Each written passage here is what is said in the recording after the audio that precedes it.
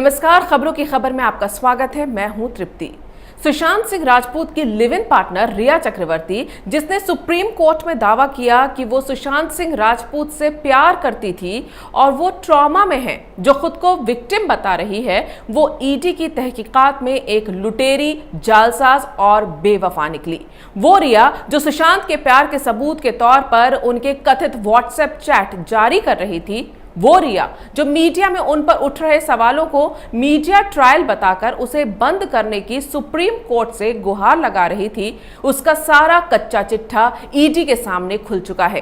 रिया के ऐसे ऐसे राज सामने आ गए हैं जो सुशांत की मौत के रहस्य पर से पर्दा उठाने में बहुत अहम साबित होंगे। कैसे एक लड़की प्यार के नाम पर एक बूढ़े पिता को अपने इकलौते बेटे से बात करने के लिए तरसा रही थी, कैसे वो सुशांत को उनकी बहनों के खिलाफ भड़का रही थी, कैसे एक कामयाब सितारे के पैसों को लगातार हड़प रही थी, और ये सब करने के लिए कैसे सुशांत को धोखे में रखकर उसे इलाज के नाम पर लाचार बना रही थी। ये सारे सच अब सामने आने लगे हैं। 3 दिन तक चली घंटों की पूछताछ के बाद जो सबूत ईडी के हाथ लगे हैं, वो रिया को सलाखों के पीछे पहुंचाने के लिए काफी हैं। वहीं सुप्रीम कोर्ट में भी रिया को राहत नहीं मिली। रिया वहां भी अपने ही जाल में उलझ गई।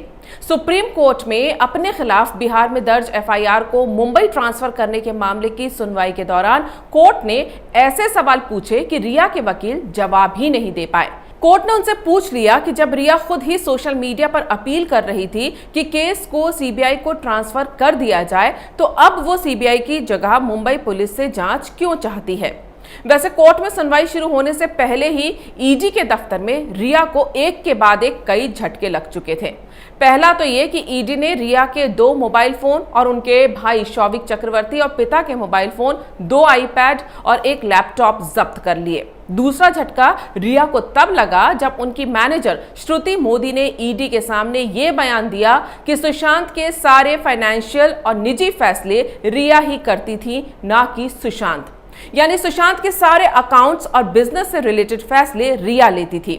इतना ही नहीं, श्रुति मोदी ने यह भी बताया कि सुशांत कौन सी फिल्में करेंगे, ये भी रिया ही तय करती थी। ये बयान बेहद अहम है क्योंकि रिया के परिवार का भी यही कहना है कि वो सुशांत को मजबूर करती थी कि वो प्रोड्यूसर्स के सामने शर्त रखें कि फिल्म में हीरोइन रिया ही होगी। यहां ध्यान देने वाली बात यह है कि सुशांत ने मौत से पहले रूमी जाफरी की जो फिल्म साइन की थी, उसमें हीरोइन रिया ही थी। तीसरा और सबसे बड़ा झटका यह था कि सुशांत का परिवार, जिसने रिया पर सुशांत को आत्महत्या के लिए उकसाने का आरोप लगाया है, वो अब इसे हत्या का मामला बता रहे हैं। मतलब सुशांत के परिवार को अब लग रहा है कि सुशांत की हत्या की गई है।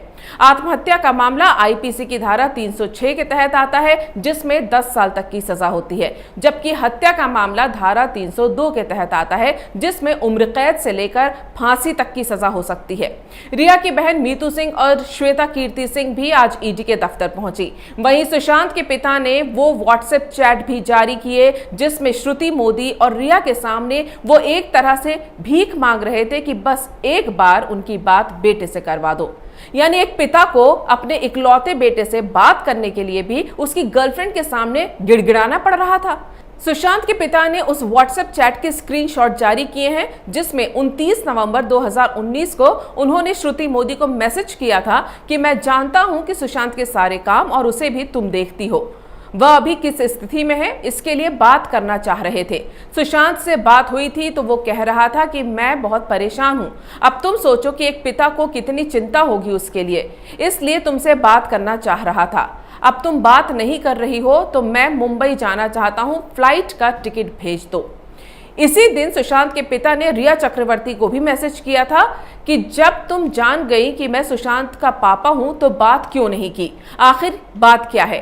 फ्रेंड बनकर उसकी देखभाल और उसका इलाज करवा रही हो तो मेरा भी फर्ज बनता है कि सुशांत के बारे में सारी जानकारी मुझे भी रहे, इसलिए कॉल कर मुझे भी सारी जानकारी दो। इन मैसेजेस से साफ पता चलता है कि रिया सुशांत को उसके पिता से बात नहीं करने दे रही थी, जबकि सुशांत ने इससे पहले जब पिता से बात की थी तो उन्हें बता दिया था कि वो बहुत परेशान है। सुशांत के मोबाइल नंबर लगातार बदले जा रहे थे, इसलिए सुशांत के पिता उनसे डायरेक्ट कांटेक्ट नहीं कर पा रहे थे, क्योंकि उन्हें पता ही नहीं था कि उनके बेटे का नया नंबर क्या है। वो अपने बेटे से बात करने के लिए पूरी तरह से मैनेजर श्रुति मोदी और रिया पर निर्भर हो गए थे। खबर यह आ रही है कि श्रुति मोदी ने सुशांत के पिता के लिए टिकट भी बुक कर दिया था, लेकिन रिया ने साफ मना कर दिया कि वो मुंबई नहीं आ सकते। अब जब ईडी के सामने श्रुति मोदी बता चुकी है कि रिया ही सुशांत की जिंदगी से जुड़े हर फैसले लिया करती थी, तो साफ होता है कि रिया का मकसद सुशांत को उनके परिवार से दूर करना था। ये वही वक्त था जब सुशांत और रिया यूरोप टूर से लौटे थे और सुशांत की तबीयत अचानक खराब रहने लगी थी। वो पूरे समय सोते रहते थे, उनकी सेहत गिरने लगी थी और रिया ना तो उन्हें किसी से मिलने देती थी और ना ही उनकी बीमारी और इलाज के बारे में किसी को कुछ बताती थी।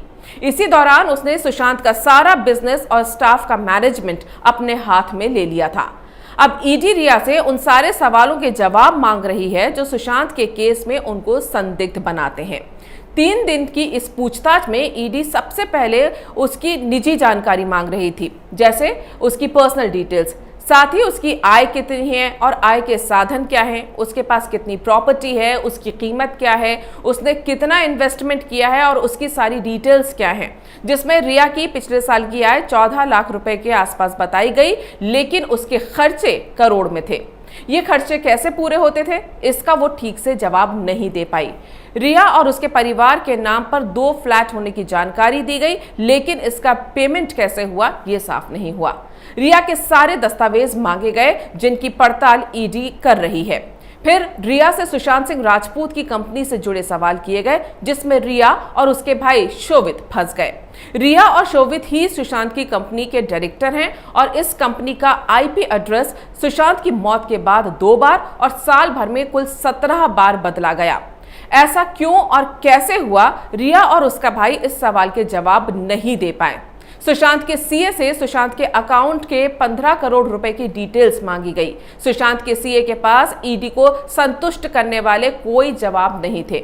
सुशांत के सीए रितेश शाह को रिया ने ही हायर किया था, जो शुरू में दावा कर रहा था कि सुशांत के अकाउंट में 15 करोड़ रुपए कभी थे ही नहीं। सुशांत के फिक्स्ड डिपॉजिट में से भी करीब 2 करोड़ रुपए गायब हैं।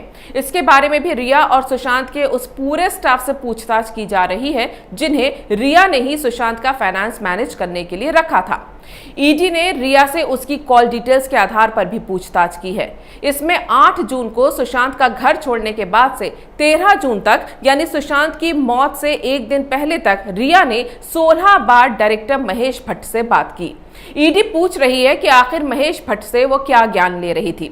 साथ ही ये भी खबर आई है कि रिया चक्रवर्ती ने एक बड़े डायरेक्टर को फोन करके उन जर्नलिस्टों के नंबर मांगे थे जो उसके फेवर में उसकी छवि सुधारने वाली स्टोरी कर सकें। मतलब मीडिया ट्रायल के नाम पर सिंपैथी बटोरने की कोशिश करने वाली रिया ऐसे पत्रकारों की तलाश में थी जो मीडिया में उनके कारनामों पर पर्दा डालने का काम करें और ये नैरेटिव सेट करें कि रिया बेकसूर है। ईडी ने रिया से सुशांत के साथ उनके रिलेशन और फैमिली को बिजनेस में शामिल करने के हालातों के बारे में भी सवाल दागे, जिस पर रिया का कहना है कि सुशांत को रिया की फैमिली पर ही भरोसा था और वो उन्हें बेहद पसंद करते थे, इसीलिए उनके परिवार के लोगों को सुशांत ने बिजनेस में शामिल किया। लेकिन रिया ने सुशांत के बिजनेस से जुड़े जो दस्तावेज ईडी के सामने पेश किए वो पूरे नहीं हैं। साथ ही ईडी को शक है कि रिया और उसका भाई कई बातें छुपा रहे हैं और ईडी से लुकाछिपी का यह खेल ही रिया की गिरफ्तारी का कारण बन सकता है। लेकिन सिर्फ रिया की गिरफ्तारी से यह केस सॉल्व नहीं होगा। रिया से वो सारे राज उगलवाए जाएंगे जो सुशांत की मौत का कारण है, वो सारे बड़े नाम जो सुशांत की मौत की साजिश में शामिल हैं, जिन्हें मुंबई पुलिस और महाराष्ट्र सरकार छुपा रही है। जब तक ये सब सामने नहीं आएंगे तब तक ना तो सुशांत का केस सुलझेगा और ना ही सुशांत को इंसाफ मिलेगा। अगर आपको ये वीडियो पसंद आया है तो इसे लाइक करें, शेयर करें और कैपिटल टीवी को सब्सक्राइब करें।